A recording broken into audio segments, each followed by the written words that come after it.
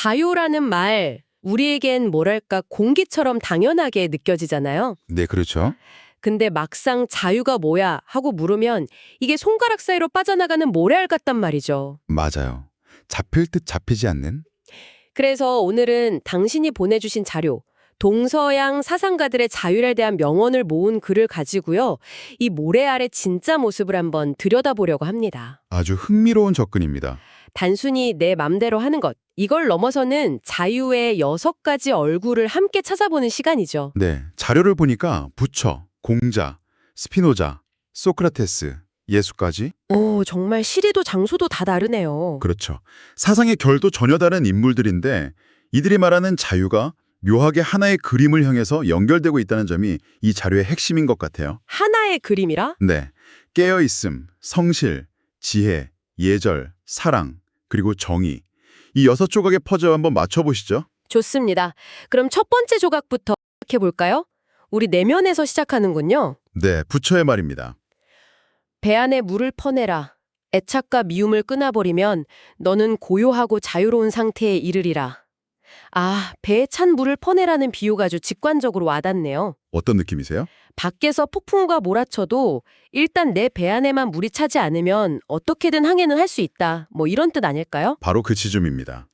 여기서 배 안의 물은 외부 사건 그 자체가 아니에요. 아, 사건이 아니고요. 네, 그 사건에 대한 나의 감정적 반응, 그러니까 좋아함, 싫어함 같은 애착과 미움을 뜻하는 거죠. 그러면 그 물을 퍼내는 행위라는 게 감정을 억지로 누르거나 없애라는 뜻은 아니겠네요? 아닙니다. 오히려 그 반대죠. 반대라고요? 내 안에서 이런 감정이 일어나고 있구나 하고 그냥 알아차리는 것, 즉 깨어있는 것 자체를 의미합니다. 그냥 알아차리는 것만으로요? 근데 화가 확 치밀 때 내가 지금 화가 났구나 이렇게 객관적으로 딱 바라보는 순간 우리는 그 화라는 감정에 완전히 휩쓸리지 않을 힘을 얻게 되거든요. 아, 감정의 노예가 아니라 주인이 된다. 바로 그겁니다.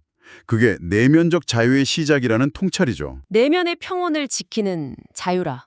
근데요, 사람은 결국 행동하며 살아가는 존재잖아요. 마음속 자유가 아무리 커도 몸이 어딘가에 묶여 있다면 그건 자유라고 할 수 없을 텐데요. 네, 맞습니다. 행동의 자유가 따라와야죠. 바로 이 지점에서 공자의 말이 흥미롭습니다. 알기만 하는 사람은 좋아하는 사람만 못하고 좋아하는 사람은 즐기는 사람보다 못하다. 이게 자유랑 어떻게 연결될까요? 앞서 말한 내면의 자유가 무엇으로부터의 자유, 그러니까 감정의 속박에서 벗어나는 거라면 공자의 말은 무엇을 향한 자유를 보여주는 거죠. 무엇을 향한 자유? 네, 진정으로 하고 싶은 일을 즐기면서 하는 상태, 그게 곧 자유로운 행동이라는 겁니다. 이걸 현대 심리학에서는 몰입, 영어로는 플로우 상태라고 부르기도 하죠. 아, 그 느낌 알아요. 일과 놀이의 경계가 확 사라지는 그 느낌. 그렇죠. 시간이 어떻게 가는지도 모르고 누가 시키지 않아도 막 더 잘하고 싶고 그 과정 자체가 보상이 되는 상태요. 맞습니다. 확실히 해야면에서 억지로 하는 일은 우리를 부자연스럽게 만들잖아요. 그렇죠. 의무감이나 체면, 보상 같은 외적인 동기가 아니라 즐거움이라는 내적인 동기로 움직일 때 비로소 우리의 의지가 온전히 발현되는 거니까요. 그것이야말로 가장 자유로운 행동이라고 자료는 해석하고 있습니다. 잠깐만요. 근데 여기서 스피노자의 말이 등장하는데 이건 또 결이 다른 이야기 같아요. 네, 지적인 자유에 대한 이야기죠. 인간이 도달할 수 있는 최고의 활동은 이해하는 것이다. 이해한다는 것은 자유로워진다는 뜻이기 때문이다. 방금 이야기한 즐기는 자유랑 이해하는 자유, 이건 어떻게 다른 걸까요? 아주 예리한 질문이십니다. 만약 공자의 즐기는 자유가 행위 그 자체에 푹 빠지는 거라면 스피노자의 이해하는 자유는 그 행위를 둘러싼 세상의 원리를 아는 거예요. 세상의 원리요. 한마디로 무지로부터의 해방이죠. 예를 들어서 갑자기 회사에 아주 중요한 프로젝트가 취소됐다고 한번 생각해보죠. 와, 생각만 해도 끔찍하네요. 내가 통제할 수 없는 일 때문에 좌절하고 무력감을 느끼겠죠, 아마. 바로 그겁니다. 원인을 모를 땐 그냥 운이 없었네. 한탄하면서 상황에 질질 끌려다닐 수밖에 없어요. 네. 하지만 그 결정의 배경에 있는 시장의 변화, 회사의 전략, 경쟁사의 움직임 같은 인과관계를 이해하게 되면 어떨까요? 막연한 두려움 대신에 그래서 이렇게 됐구나. 그럼 다음엔 이렇게 대응해야겠다는 선택지가 생기겠네요. 맞습니다.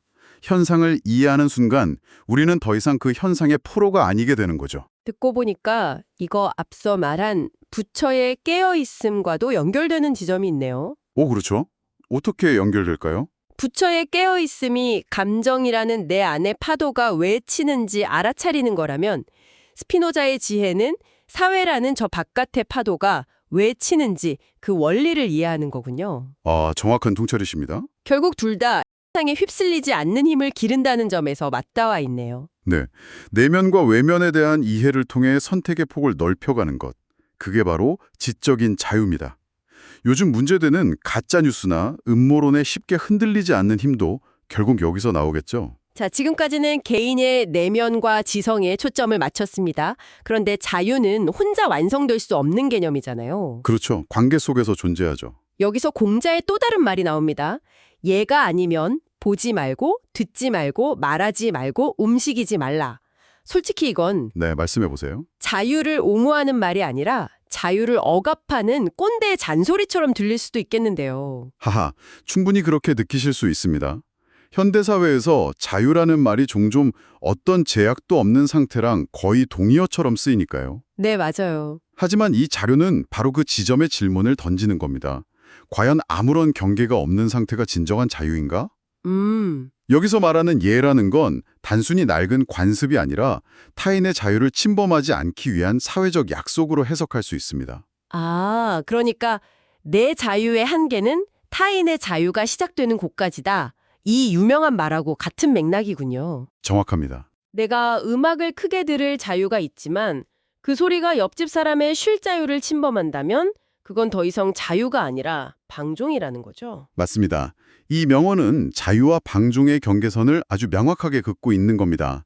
나의 자유가 공동체 안에서 지속 가능하려면 타인의 자유를 존중하는 예절이라는 안전장치가 반드시 필요하다는 거죠. 오히려 규칙이 있어서 모두가 안심하고 자유를 누릴 수 있게 되는 역설이네요.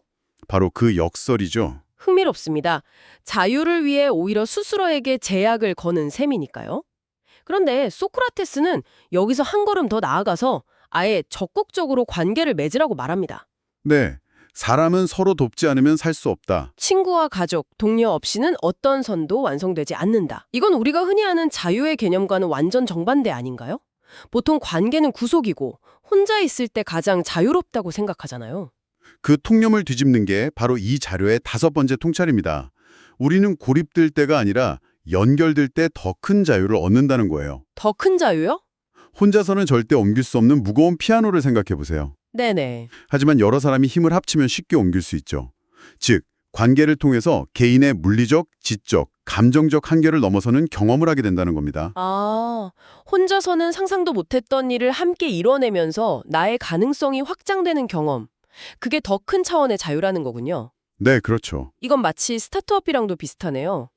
혼자서는 좋은 아이디어를 갖고 있는 것에 그치지만 능력을 갖춘 동료들을 만나 팀을 이루면 실제로 세상을 바꿀 제품을 만들어낼 수 있는 훨씬 더 큰 자유를 얻게 되는 것처럼요. 와, 완벽한 비유입니다.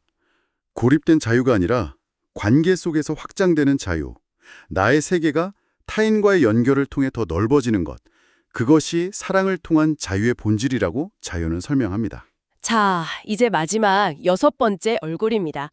예수의 말인데 앞선 이야기들이랑은 결이 사뭇 다르게 아주 엄중하게 들립니다. 네, 경고에 가깝죠. 내라 마지막 한 입까지 갚기 전에는 결코 거기에서 나오지 못할 것이다. 이건 자유에 대한 축복이 아니라 정말 경고처럼 느껴지는데요. 네, 앞서 나온 공자의 예절이 일종의 사전 예방 지침이라면 예수의 이 말은 사후 처방전과 같습니다. 사후 처방전이요? 나의 자유가 방종이 되어서 타인에게 피해를 입혔을 때 그에 대한 대가, 즉 책임이 반드시 따른다는 것을 정의의 관점에서 이야기하는 겁니다.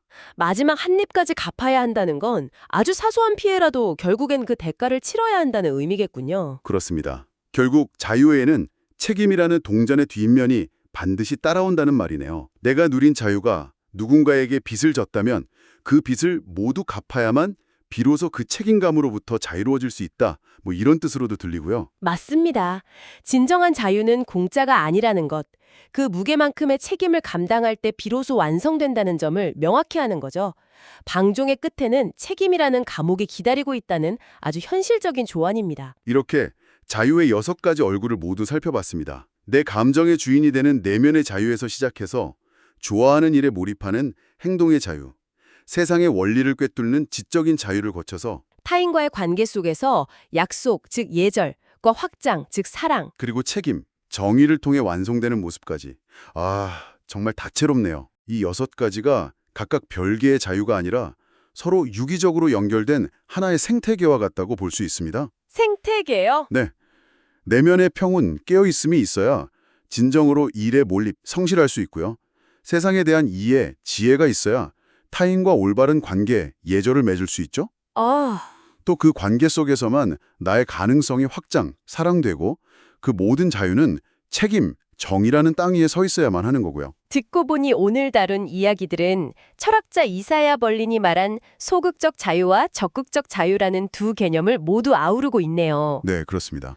간섭과 억압에서 벗어나는 무엇으로부터의 자유뿐만 아니라 내가 원하는 것을 실현할 수 있는 무엇을 향한 자유까지 말이죠. 네, 2가지가 다 포함되어 있죠. 그럼 마지막으로 이 질문을 당신에게 던져보며 마무리하고 싶습니다. 이 모든 자유를 얻어서 당신이 궁극적으로 이루고 싶은 당신의 모습은 무엇인가요?